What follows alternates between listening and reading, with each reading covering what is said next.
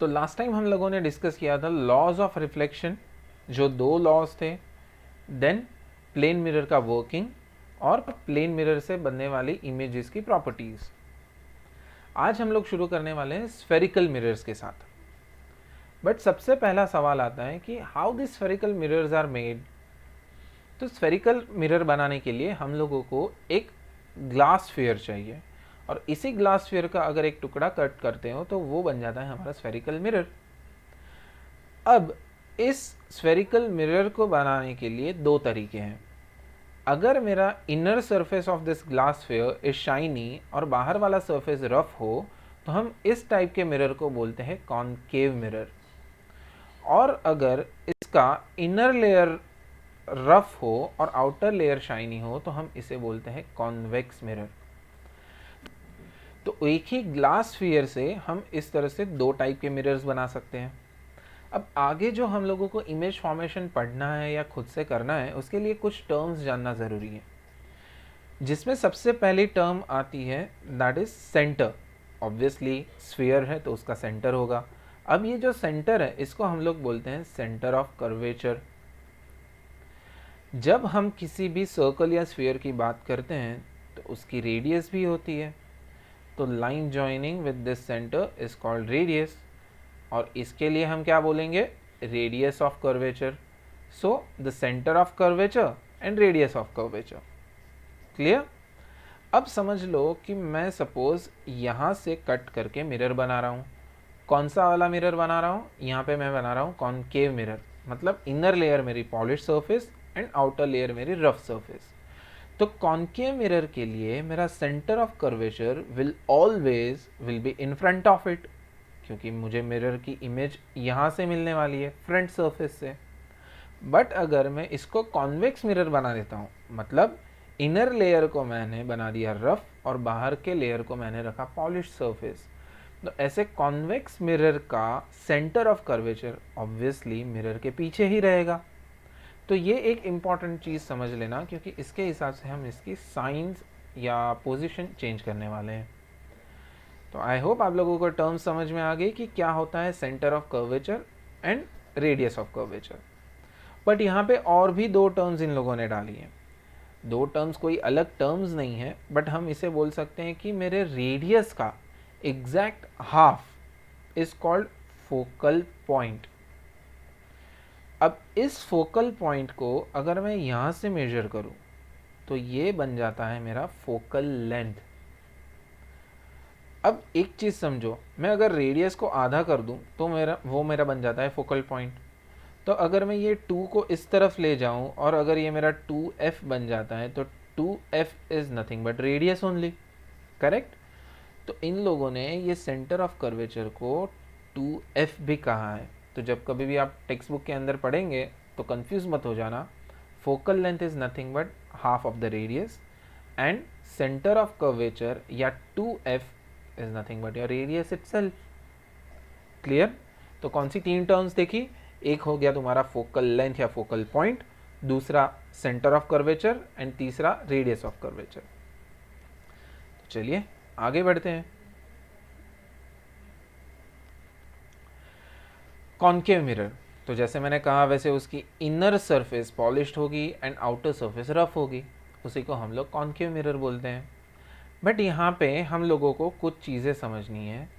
जैसे ये जो पॉइंट है इसको हम लोग ऑप्टिकल सेंटर P के नाम से बुलाएंगे, and that will be on principal axis. मतलब मेरे ऑप्टिकल सेंटर से जो कोई लाइन पास हो रही है उस लाइन को हम लोग प्रिंसिपल एक्सिस के नाम से बुलाएंगे।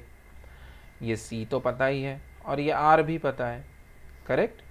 अब जो रूल्स हैं उन रूल्स के हिसाब से हम जब कभी भी बंच ऑफ लाइट रेज इस तरह से मिरर की तरफ आते हुए कंसिडर करते हैं तो हम उनको पैरेलल कंसिडर करते हैं। Always it should not be parallel, it will not be parallel, but फिर भी हम लोगों को ये ड्रॉ करने के लिए या समझने की आसानी के लिए इन रेज को पैरेलल कंसिडर करना होगा। तो तुम्हारे प्रिंसिपल एक्सिस और ये लाइट रे का डिस्टेंस, और I would say principal axis and light ray should be parallel to each other. अब जब कभी भी इस कॉन्केव मिरर के साथ ये लाइट रे टकराएगा, वो लाइट रे इस तरह से रिफ्लेक्ट होके इस डायरेक्शन में आएगा। अब मल्टीपल लाइट रेज इस तरह से अलग अलग डायरेक्शन में जाएंगे, बट हमें इमेज फॉर्मेशन करने के लिए ऑलवेज एक यूनिफाइड मेजरिंग सिस्टम चाहिए। इसलिए हम कंसिडर करेंगे कि हमारा लाइट रे जो प्रिंसिपल एक्सिस के पैरेलल जा रहा है वो इस तरह से फोकल पॉइंट पे ही क्रॉस करेगा। ये चीज़ समझ में आ गई? चलिए, तो हम आगे अब नेक्स्ट मिरर देखते हैं।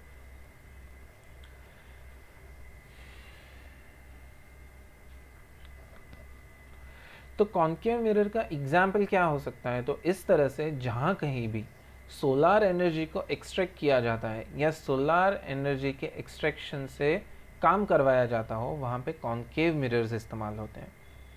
नेक्स्ट आता है हमारा कॉन्वेक्स मिरर। तो कॉन्वेक्स मिरर के अंदर भी हमें वो सिमिलर चीज़ें नोटिस करनी है। This is our optical centre P। ये हो गई हमारी प्रिंसिपल एक्सिस जो उसके सेंटर से पास हो रही है। ये हो गया तुम्हारा centre of curvature, radius of curvature, and light ray should be parallel to it. अब एक चीज़ नोटिस की, यहाँ पे लाइट रे मेरा जो शो किया है रिफ्लेक्शन के बाद, वो इस डायरेक्शन में जा रहा है। इसको हम लोग डाइवर्जिंग मिरर बोलेंगे। ये डाइवर्जेंट एंड कन्वर्जेंट वाला पार्ट मैंने आप लोगों को अगले वीडियो में बताया था जब हम प्लेन मिरर के बारे में बात कर रहे थे। तो मेरा कॉन्वेक्स मिरर क्या बन जाता है? It's an diverging mirror. But जब हम लोग कॉन्केव मिरर की बात कर रहे हैं तो concave mirror is a converging mirror, क्योंकि उसकी वजह से सारे लाइट रेज एक फोकल पॉइंट पे इकट्ठा होने वाले हैं। पर यहाँ पे क्या होगा, एक और लाइट रे इस तरह से आएगा और कहीं और चला जाएगा, तो इस तरह से मेरे लाइट रेज कॉन्सेंट्रेट ही नहीं हो पाएंगे। तो यहाँ पे हम लोगों को इमेज फॉर्मेशन के लिए इन लाइट रेज को रिवर्स डायरेक्शन में एक्सटेंड करना होगा और सपोज करना होगा कि that two is passing through a focal point. तो ये चीज़ हम लोगों ने मिरर रिफ्लेक्शन या प्लेन मिरर के रिफ्लेक्शन में देखी थी। अंडरस्टूड? तो convex mirror is diverging mirror and concave mirror is converging mirror.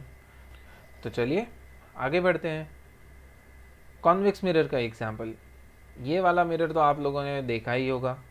बहुत सारे अपार्टमेंट के सिक्योरिटी ऑफिस के पास इस तरह से मिरर्स लगाए जाते हैं। So this mirrors are convex mirrors only. इसलिए अभी तक जो हम लोगों ने डिस्कस किया कॉन्केव और कॉन्वेक्स मिरर के बारे में, उसको हम लोग एक डिफरेंस के फॉर्म में देख लेते हैं। तो कॉन्केव मिरर कॉन्वेक्स मिरर से अलग कैसे हैं? तो तुम्हारी reflecting surface is curved inward for concave mirror and outwards for convex mirrors. Center of curvature of concave mirror will be in front of it and center of curvature for convex mirror will be behind that mirror. Concave mirror हम कहाँ use करेंगे? तो जैसे मैंने पहले बताया वैसे solar energy extraction के लिए तो सोलर कुकर में यूज़ होता है, शेविंग मिरर के तौर पे यूज़ होते हैं, टेलीस्कोप एंड हेडलाइट के तौर पे भी यूज़ होते हैं। पर जब हम कॉन्वेक्स मिरर्स की बात करें तो कॉन्वेक्स मिरर हम लोग ये सिक्योरिटी पर्पस के लिए जो अपार्टमेंट्स में यूज़ होते हैं वहाँ पे एज ए सनग्लास भी यूज़ करते हैं, कार के साइड मिरर की तरह भी यूज़ करते हैं। तो जो रियर व्यू मिरर होता है वहाँ पे वो जो लिखते हैं कि objects in the mirror are closer than they appear, वो वाला मिरर भी आपका कॉन्वेक्स मिरर होता है। तो आई होप आप लोगों को समझ में आ गया हमारे स्फेरिकल मिरर्स बनते कैसे हैं, कितने टाइप के मिरर्स हैं और उन दोनों के बीच का डिफरेंस क्या है। तो नेक्स्ट वीडियो हम लोग इसके इमेज फॉर्मेशन पे करेंगे।